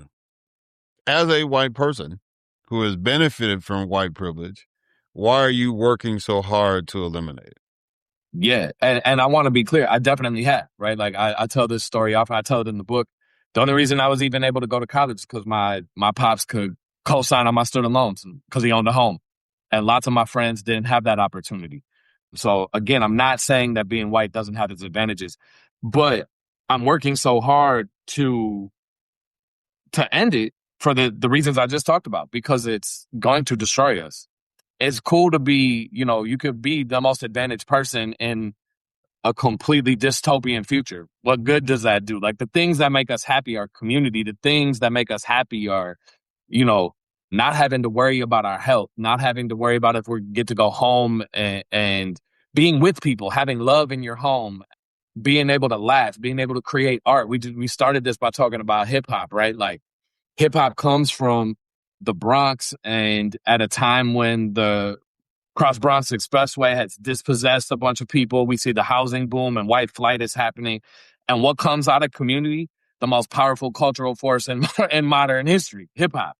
That's the things that make us happy, is being in community, creating cultural practices, and whiteness keeps us from that. And so, yeah, you can give me all the material advantages, but my soul is still going to be starving for something else. And that's what I'm most interested in. Not to say that those material things aren't really, really, really important, right? Like, I think everybody should have those, which is also why I advocate for as much anti-capitalist policies as I can, because I don't think we should make money off of health, housing, private prisons, things like that. Like, not everything is a commodity. Yeah. So how much did hip hop rap culture influence your actions and thoughts as an activist? The older I get and the more I think about it, the more I realize that it did, right? Like, hip hop is about being in community. Hip hop is about looking out for each other. Hip hop is about truth telling. You get the ugly part of the world. You get the beautiful part. You get all that. It's about being authentically yourself. At least that's the hip hop that I grew up in, and I came up at an age where, post Telecommunications Act of 94, when they deregulate markets, and then you get the sort of commodification of rap music versus hip hop culture. And so, you gotta weed through some of that increasingly now, with the more popular that it gets. But at its core, hip hop is about community. Hip hop is about taking care of each other.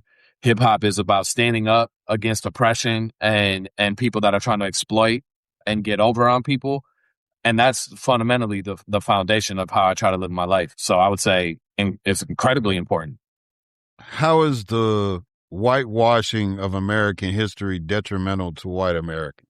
Man, such a great question. This is one of my things that I try to talk about as often as possible. And you can, you can see because we're on the camera, but I got John Brown over my corner, over my shoulder. We don't talk about the white folks that said, nah, this ain't it, and stood up against the advancement of white supremacy. I don't want to suggest that was everybody, or that, you know what I mean, it was like a razor thin, we just barely squeaked out and then white supremacy became entrenched. But it wasn't everybody. And why it's important to talk about the John Browns, the Ann Bradens, the Thaddeus Stevens, these folks, the Heather Hyers. I'm from Minneapolis, right? The Alex Preddies, is because it gives white people, particularly young white people, a different motto, a different choice. For so many white folks, it's just, this is how it is, right? This is what we do. And we never ask who the we are, or is there a different version of we?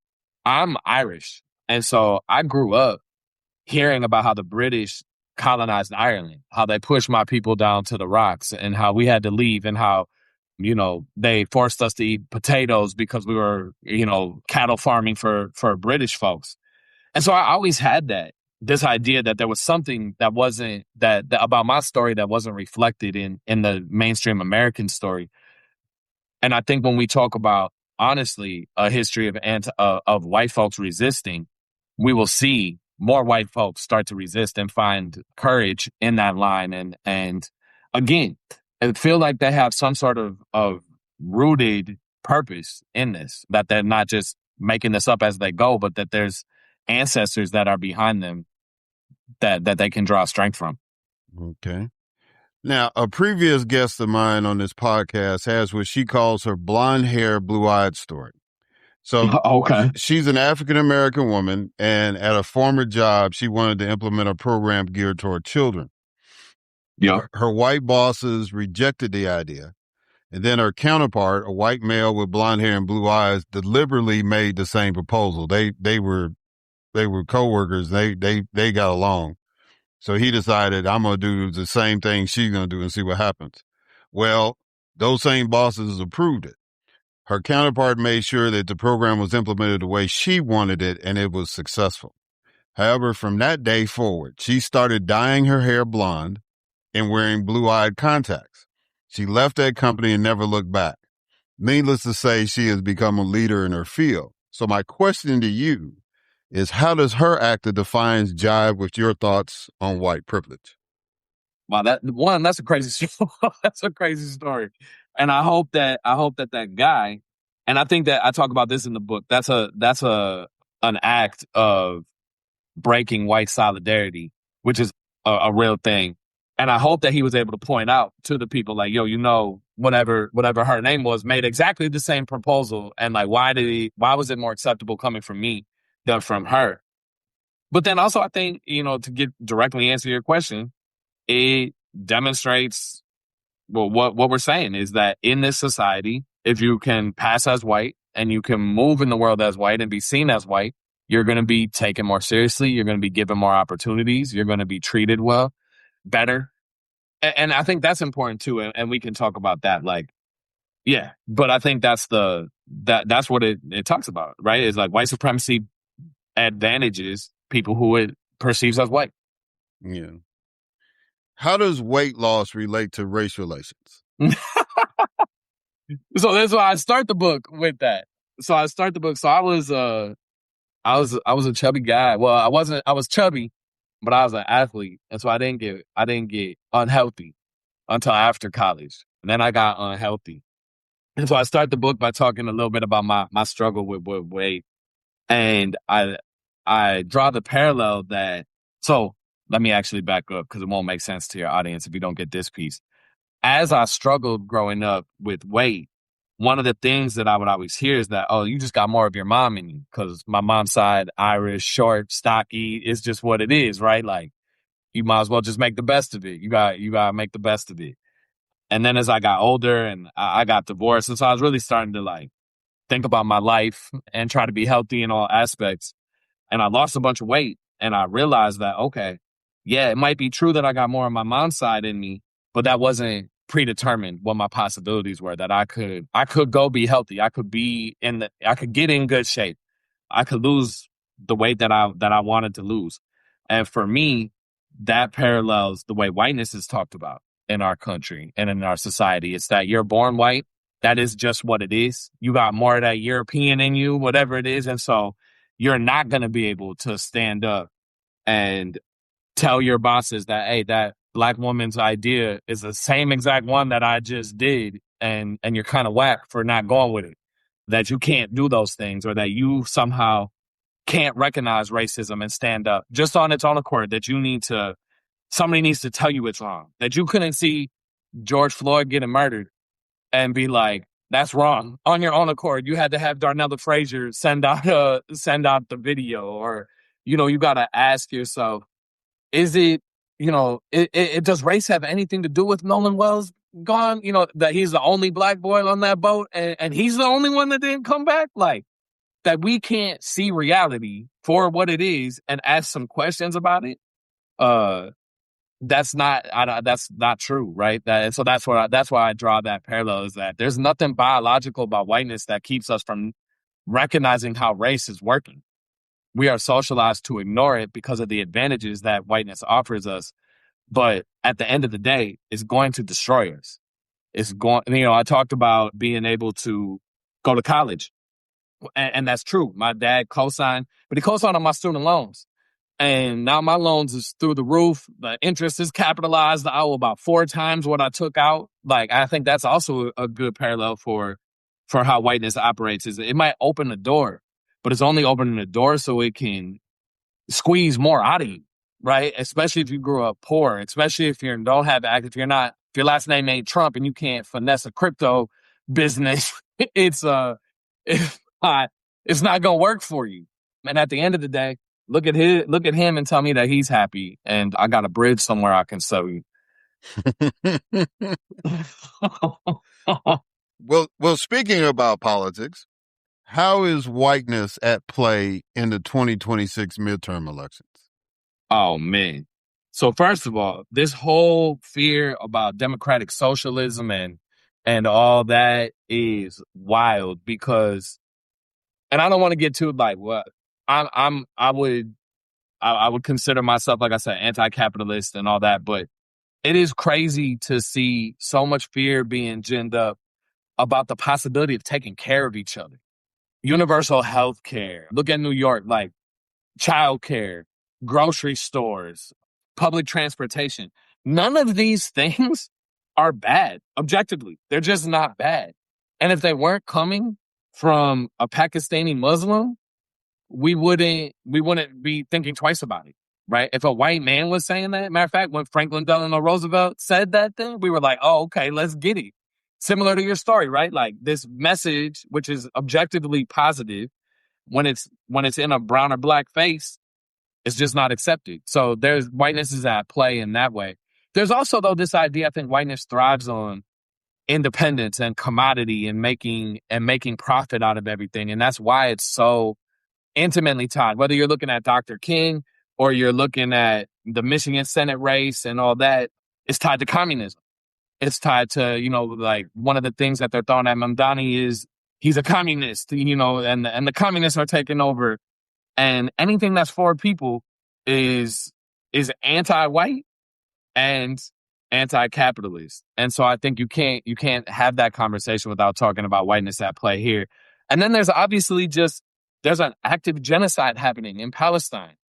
And the fact that we can't name that as a manifestation of whiteness, and I'm saying Jewish folks have a particular relationship to whiteness that is very, very unique and not at all solidified, not in the same way that Irish people have assimilated into whiteness. But also, I learned that from Jewish folks. I learned my anti-Zionism from Jewish folks who understood that and have resisted whiteness. And that's still a major, major issue in the primary is going to be where do Democrats and Republicans, but I think Republicans, well, we could talk about that. Where do Democrats stand on that? But also Republicans for different reasons, though. I don't think Tucker Carlson is critiquing Israel for the same reason that I'm critiquing Israel. I think that he's doing it because he don't like Jewish people, point blank. And that is not acceptable to me either. Yeah. Yeah. All right. So I want you to answer some questions you pose to the readers of your book. Got you. I love that. All right. So first question, what white anti-racists are in your life today? Oh, man. Great question. So the first anti-racist that I think of in my life is my father. My dad, Leon Virden, is somebody who has always taught community and communal and look out for each other and do the right thing. Make sure people get what they need to succeed. And if there's been harm that's happened, fix it. And I think that's fundamentally anti-racism. And then there are folks like I'm close with Christine Saxman and Shelley Touchluck, who wrote Being White Today. They're organizing in the Midwest and the West Coast specifically.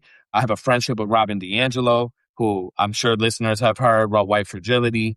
I mean, is trying her best. I have connections. Well, I just interviewed Michelle Chalmers, who wrote Liabilities of Whiteness.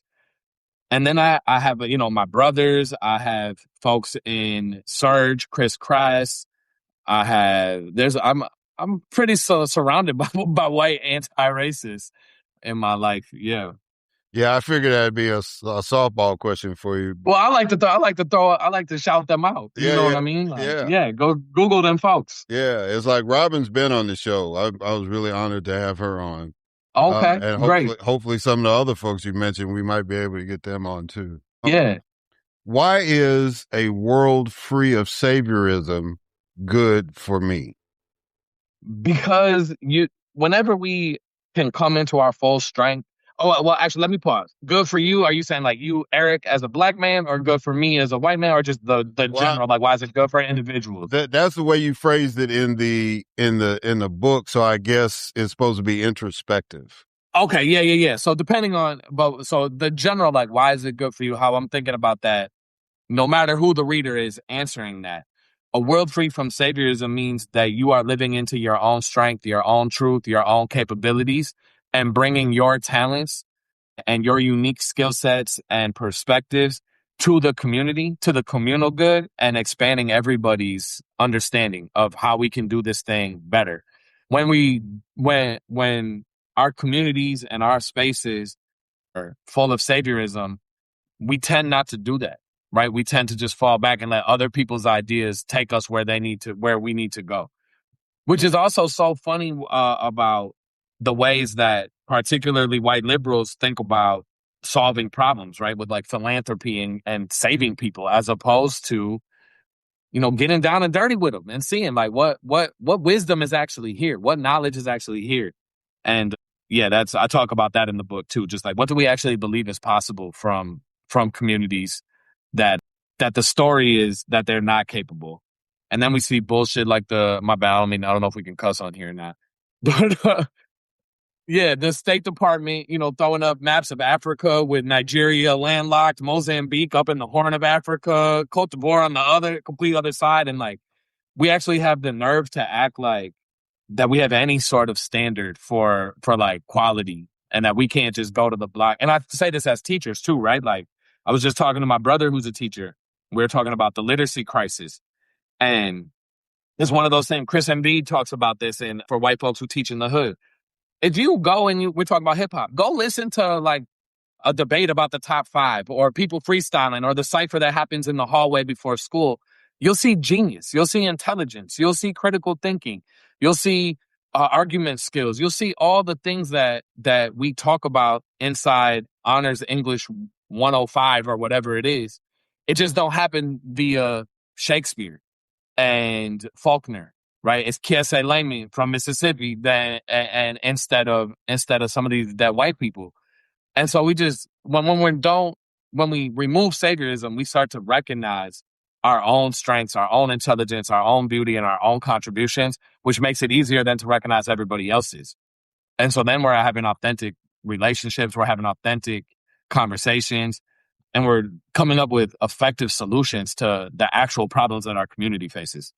Yeah. That was a really long-winded answer for that. My bad. No, you good. You good. It's like, the viral video that's out now is, when Tavis Smiley used to have those summits and they were going around the table and Louis Farrakhan said, hold up, wait a minute. Why are we asking white folks to do something that we can do ourselves? And he got a standing ovation for that. And, and that's kind of the deal with I think about the book, The Black Messiah, and the whole concept of that book was that there was one Messiah. He happened to be black, and that was Jesus. But it was like, we don't need another one. It's like, if we've got that one from our teaching, because he was a theologian, is still alive, in our lives and so forth. So what we need is more community and more, collective thought, as opposed to trying to rally behind one person. And then the other thing was that, pointing out that when we do single out one person in the black community, like a Malcolm X, like a Dr. King, they tend to take them out, right? Yeah. And so a lot of people, I'll never forget when President Obama got elected, that was the first thing people were saying, man, they're going to kill him, man. He get out here and start doing something. I said, he's probably the safest black man in America right now. He's got a whole army. He literally has a whole army protecting him at any time he wants to. He needs the protection. It's the rest of us that need to be concerned, right? It's the Tamir Rices and the Trayvon Martins and the Freddie Grays and the George Floyds and the Philando Castiles. They're the ones that, and we're seeing that pushback now. Carol Anderson wrote White Rage and she's, extended that to, that's what we're living through that now. The pushback to an Obama presidency is the nonsense that we're seeing now. That's exactly right. Yeah. All right. Another question you asked, where have you experienced white fatigue? That's a good question. So there's a couple ways to think about this. So white fatigue is often misunderstood. And so cause it was like black fatigue was the viral thing. And it was turned into white people being sick of black, like that it was being sick of black people. And that's not what I'm thinking about, right? And I'm not thinking about white people being sick of white people. White fatigue, as I talk about it, is what happens oftentimes for white folks when you learn the true history of our country. When you could it can feel overwhelming. And so there are times, right? Like I think about the summer of racial reckoning and seeing Ahmaud Arbery, Breonna Taylor, Floyd in one summer, you know what I mean? And then we're Sonia Massey, and we're seeing, that comes off. I'm from Minneapolis, so that came right off Philando. My wife went to high school with Phil, and that was right after Terrence Franklin and Jamar Clark and all that. And so for me, my personal answer to that is it is exhausting to see the ways that whiteness operates to destroy people and communities that I love, and then to have some of the most basic conversations about race and have that be debated. That can be exhausting. It can be exhausting. So there's that way. And then there's also just it can be exhausting to process the truth of what's going on. You know what I mean? I remember a mentor of mine, and folks, your audience will probably recognize his name, Resma, and My Grandmother's Hands was a popular book in the uprisings. And he's from Minneapolis, and when that came out, his release party, what he did is he had the postcards of lynchings, and he took the black folks out, and it just had the white people who had brought their kids like it was a theater. You know what I mean? It was like an event. It was like, this is what we're going to do. And he asked white folks to sit with that. What does that mean? What is that like? How are you living that? How is that trauma being carried with you epigenetically and morally and spiritually and physically? And that's not that comes with emotional, mental, and physical tiredness and fatigue. And so white fatigue isn't something I want to say we need to not experience it or name it when we're experiencing it, but we can't let it stop us as white folks, particularly. Yeah. How does being capable of interrupting racism feel? How does it feel? Scary sometimes, rewarding sometimes. I think the biggest thing that I feel with it, and that I hope others feel, is a sense of duty, of and just ability. Is I know what to do and going to do it. And then so there's just a sort of, I don't know what would you say? Like maybe just like a steadfastness. You feel just like grounded and steadfast. Like this is what it is. And if this happens, this is how I'm going to act. Period. Point blank. No question about it. A sense of resolve. That's the word I'm looking for. Resolve. Like you feel resolved. Or in the hip hop community, standing on business, right? Yeah. You're 10 toes down. You're going to stand on business. Exactly. 100%. Mm-hmm. All right. You end your book with this passage. We can live in a world that values stories. We can live in a world that sees the divine in creation. We can live in a world where we celebrate similarities and grow from learning about differences. We can live in a world that is curious and searching for connection. We can unlearn the whiteness frame for understanding the world. We can live in harmony. So my question to you is, do you believe that the readers of Breaking the Privilege Frame will act accordingly to make that possibility a reality? I do. Yeah, I can honestly say that. I do. I think I've traveled the country doing this work, and I've most of the people that I met, I think I can think of two offhand who are just like, no, I don't like people like that. Like, I don't like them. Most of the people that I meet are like, yeah, I can get with that. And they're just afraid, or they think that it comes with giving up something, or somebody, in order to do that, they got to suffer in some way. And so I hope that Breaking the Privilege Frame makes it clear that in a short term and in some really narrow senses, you're going to lose some advantages in white supremacy of being white, but you're going to gain so much more. you're going to gain connection. You're going to gain healing. You're going to gain power. You're going to come away with a sense of being resolved about doing something about racism and white supremacy. And so I do think that the readers of Breaking the Privilege Frame will do what will take it seriously and work towards that world of harmony and connection. All right. So finish this sentence.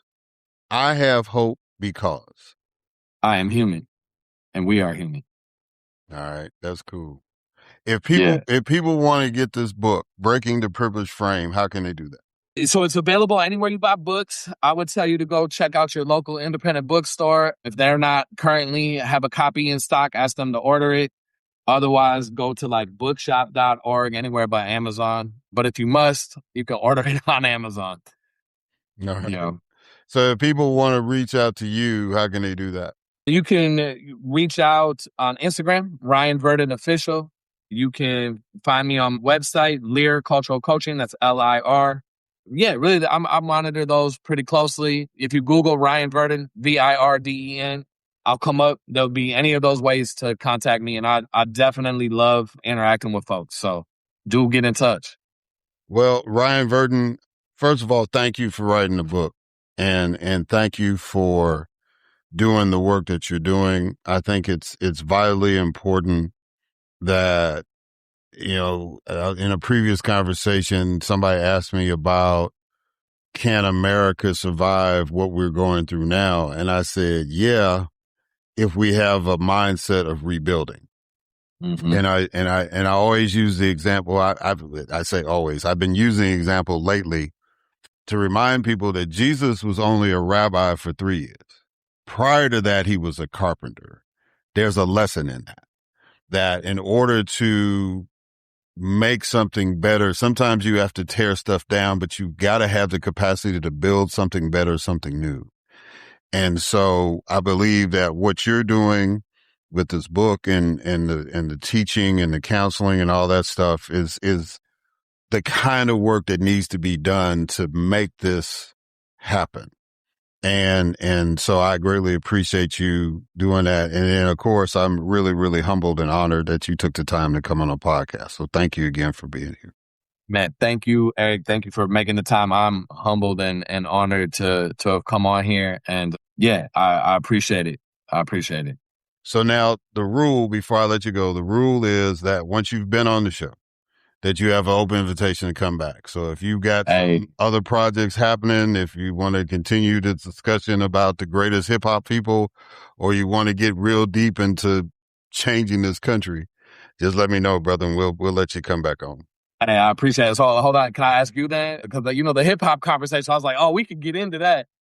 What, Kendrick or Lupe? You follow that debate where Lupe said he's a better rapper, but Kendrick is a better artist? Where you at?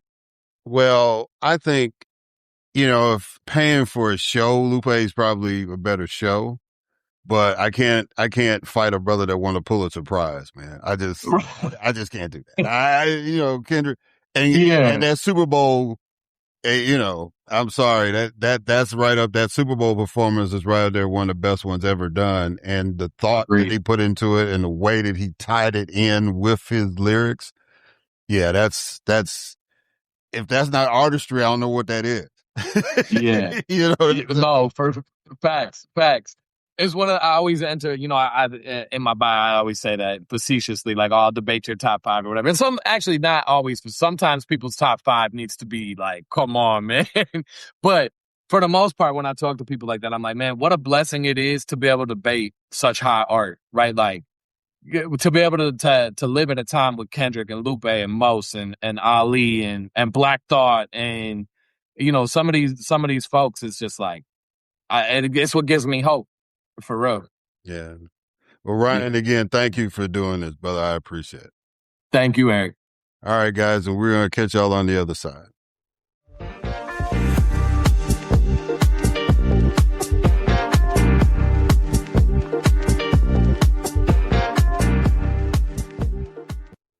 All right, and we are back. And so I want to thank my guests, Eileen Isola and Ryan Virden. First of all, Lieutenant Colonel, I got it right in the intros But during the interview, I noticed that I did the Mississippi thing with your last name instead of the way I was supposed to say it.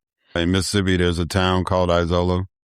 And so if I called you Isola instead of Isola, I deeply apologize. And I appreciate your grace if I mispronounced your name for letting me slide with that.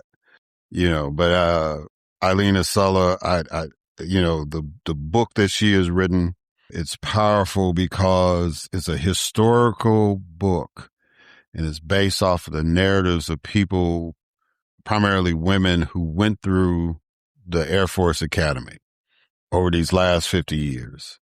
And, like I told her, the most moving part of that book was, all of it is powerful, but that navigating part.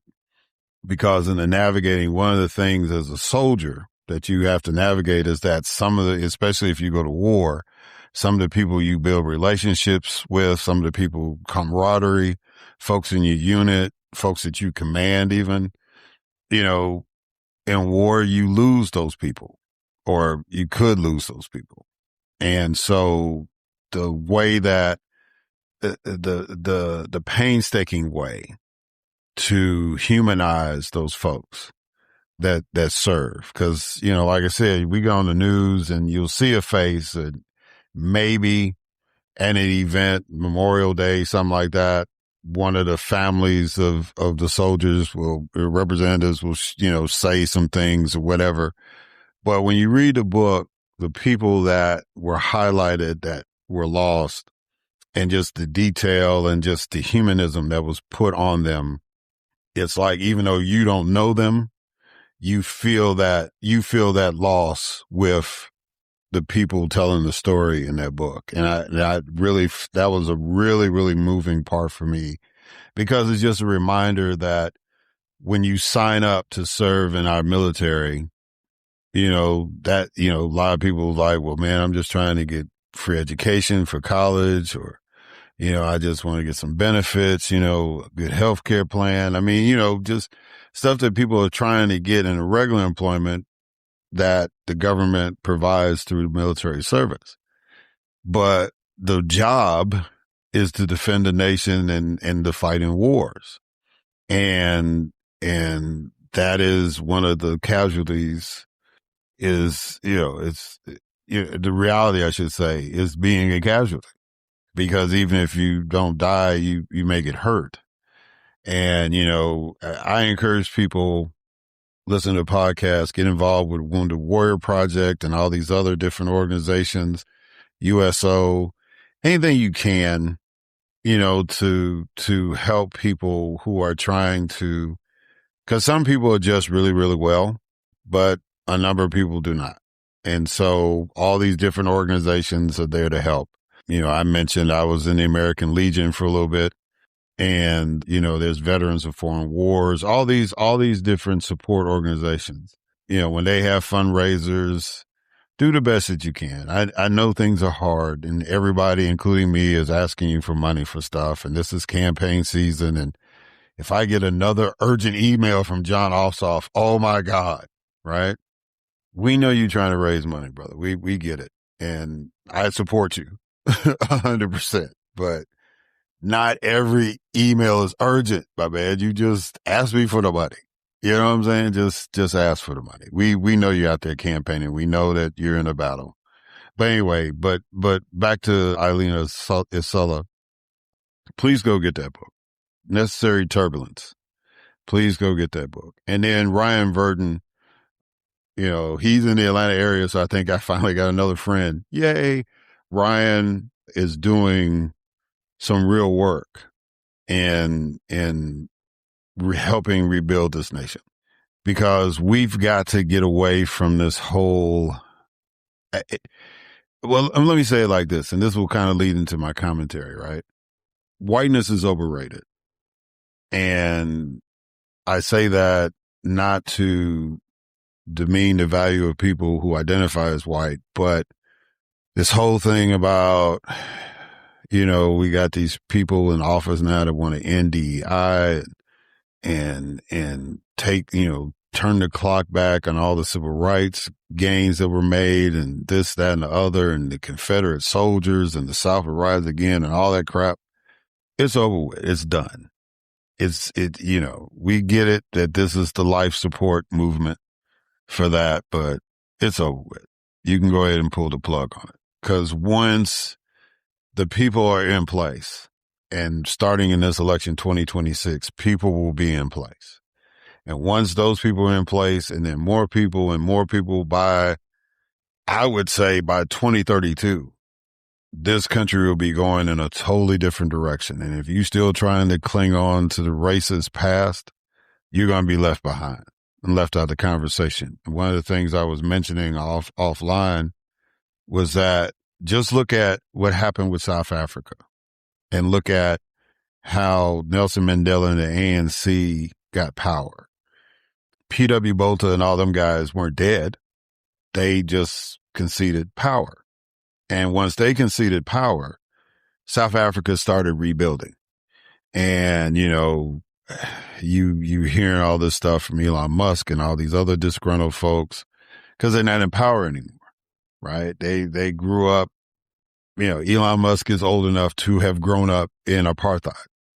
And, when you've been doing everything, you've been able to sashay through everything, and then to have that power taken away from you, rightfully so, yeah, you're not dealing with it well. But what's happening is that South Africa did not regress. It has moved forward. Economically has moved forward. It's politically stable. It's considered one of the nations that are players in international discussions. And so that can happen here in America. It should happen here. And not trying to, do the USA kind of thing, but I've always made the argument that the United States is the most unique nation on the planet. We've only been in existence for 250 years, and we have such influence.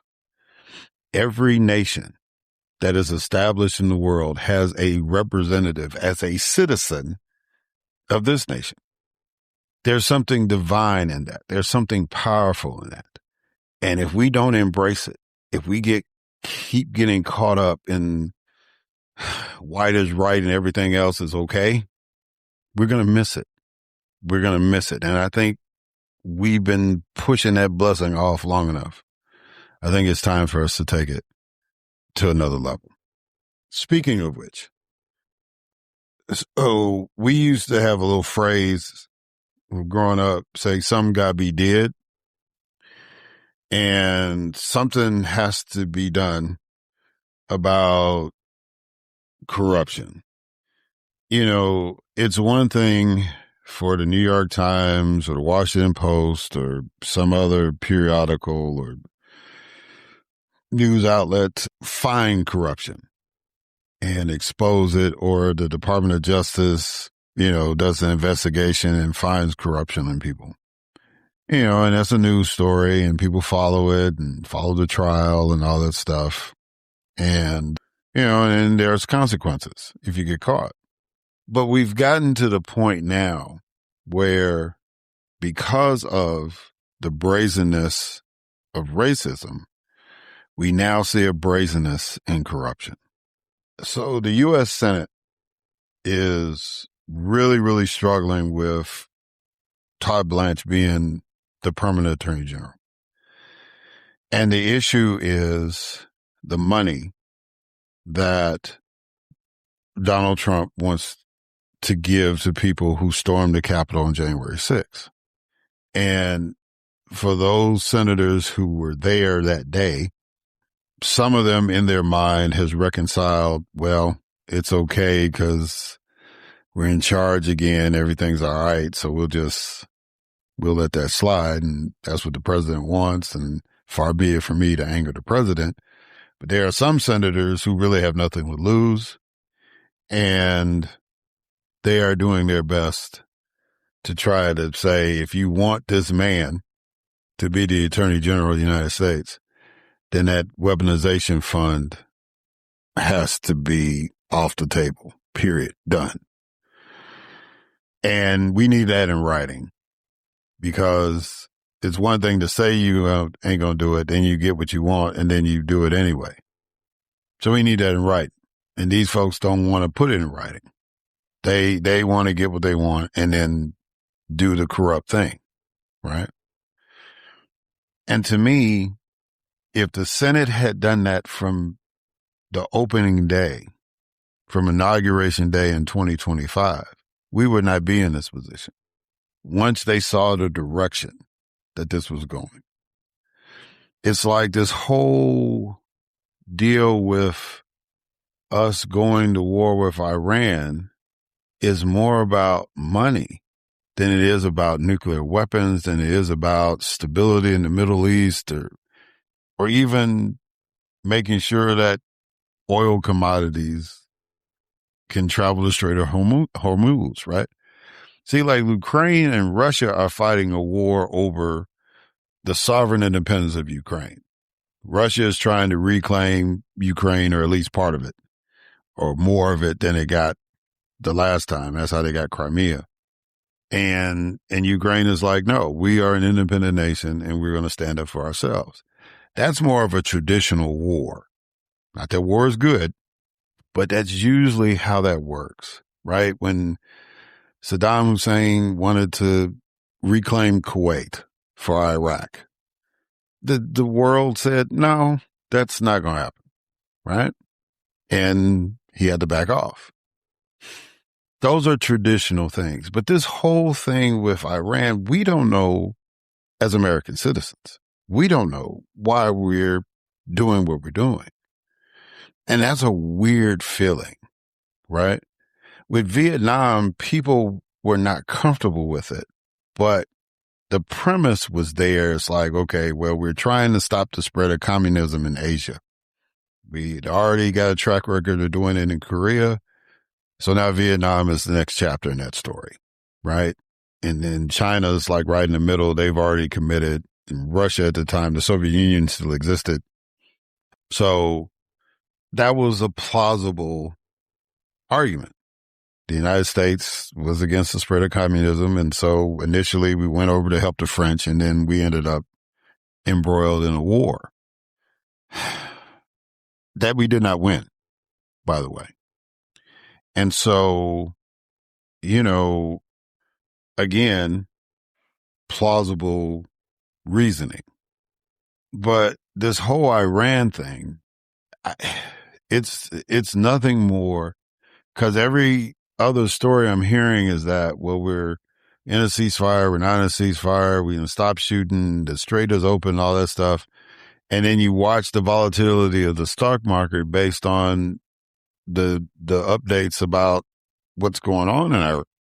And you start to see a pattern that this is a game about money. This has nothing to do with fighting for democracy or fighting for Iranian independence or none of that. End of all those things have been said, but that's not the real mission. And to me, that's blatant corruption, right? Blatant corruption of the value system that we're supposed to have. Because when you make a commitment to fight, that means you're making a commitment to lose lives and to take lives in order to fight for a principle worth dying for. The 18 young men and women who have died, what did they die for? Right? Other than they were stationed where the conflict took place. That's insane. If we're going to do this, then it needs to be explained why we're doing it. And that's a blatant corruption, not so much of dollars and cents, but of our goodwill. We're supposed to hold the presidency. We're supposed to hold the U.S. government in high esteem, the U.S. military in high esteem. But you jeopardize that when you do whatever you want to do and don't feel you have to be accountable for anything. People that are not accountable have no value. Let me say that again. People that are not accountable have no value. If you can't say I made a mistake, or if you can't articulate a cause for doing what you do, then you're not being accountable. And if you're not accountable, then how can we put a value on you? Because you don't care. You don't care about us. You don't care about the damage you're causing. All you care about is how I'm going to make some money off of that. You know, the polymarkers are making money off how long the ceasefire is going to last, who's going to strike first, how many days is the ceasefire going to, I mean, you know, just all sorts of just stupid stuff instead of a nation rallying around a cause, right?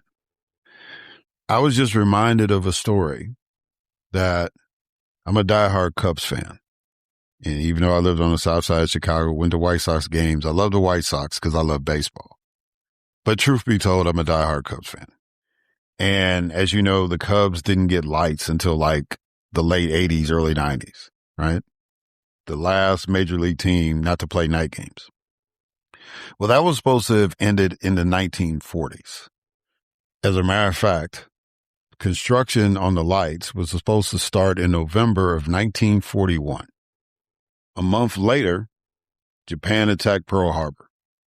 And Mr. Wrigley, who owned the Cubs at that time, immediately, whether it was an immediate call from the president or immediately realized the dire situation we were in, stopped the construction of the lights and donated all the steel that was supposed to be used to build the lights to the United States government to use for weapons or planes or tanks or whatever they wanted to use that steel for. 185 tons of steel that this man had bought to put lights on a baseball stadium.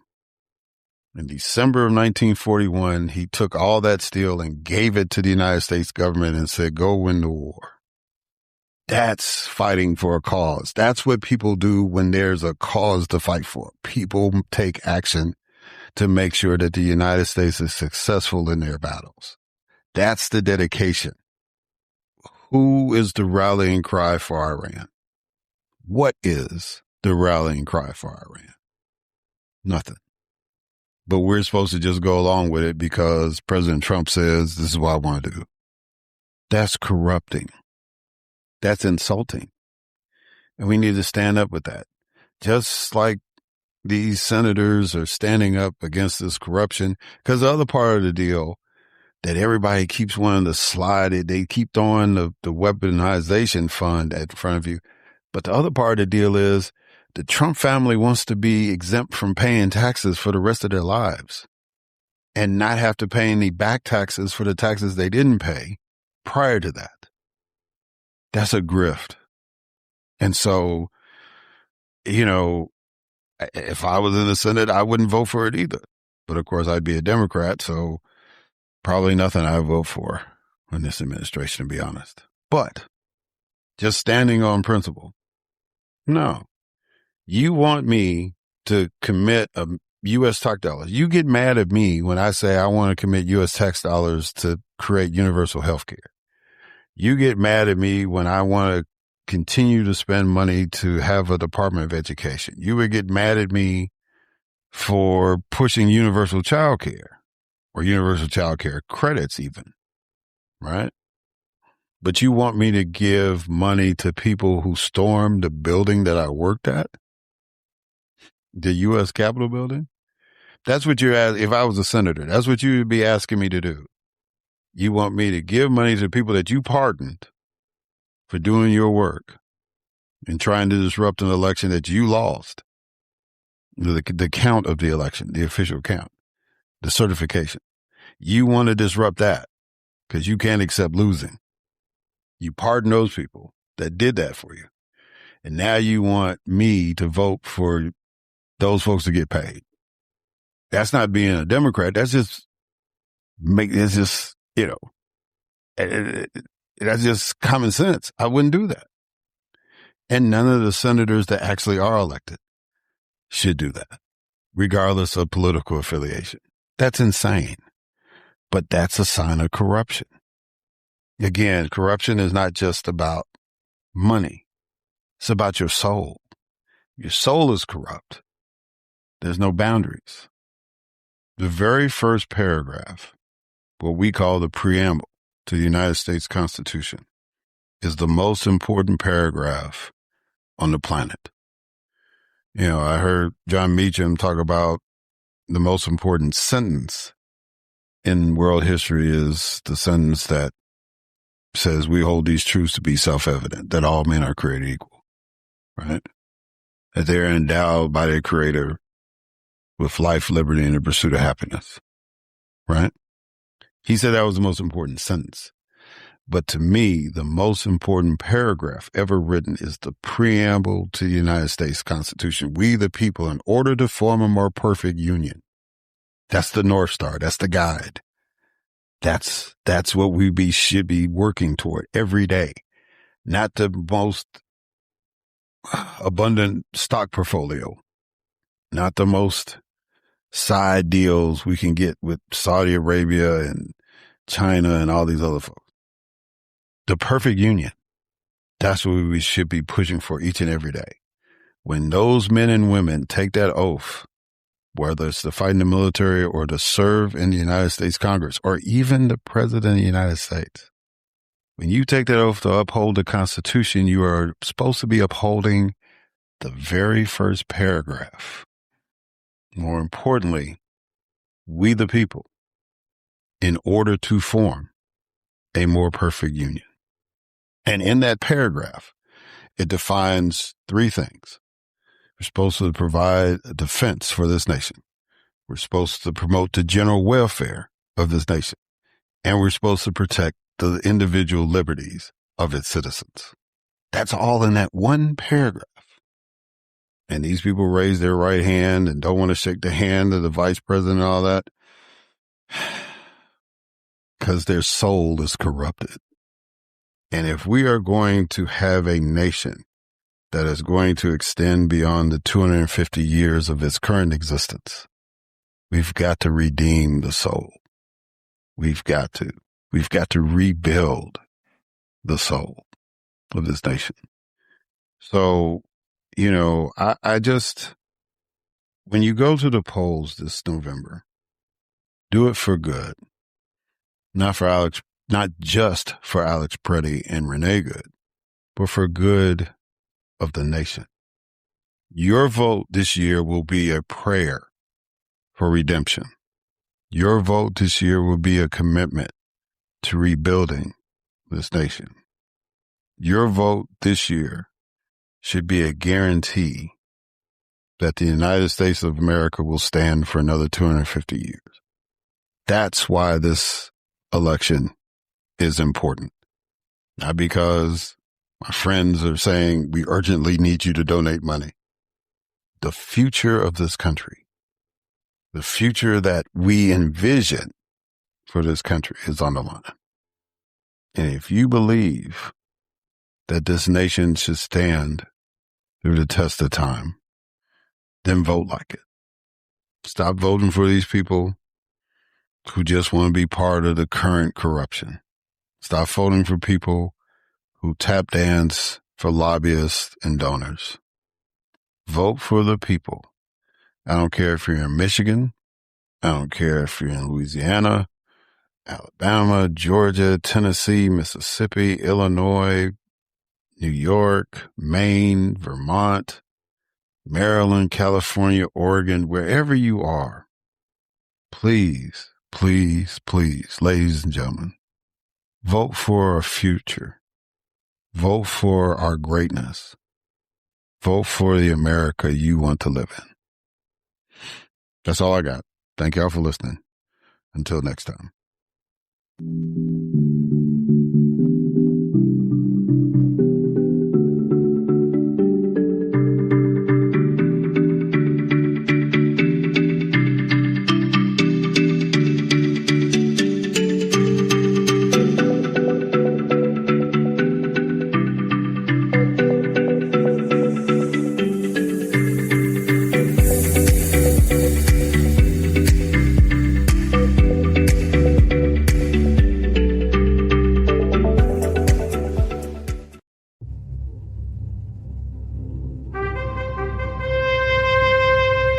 NBG Podcast Network.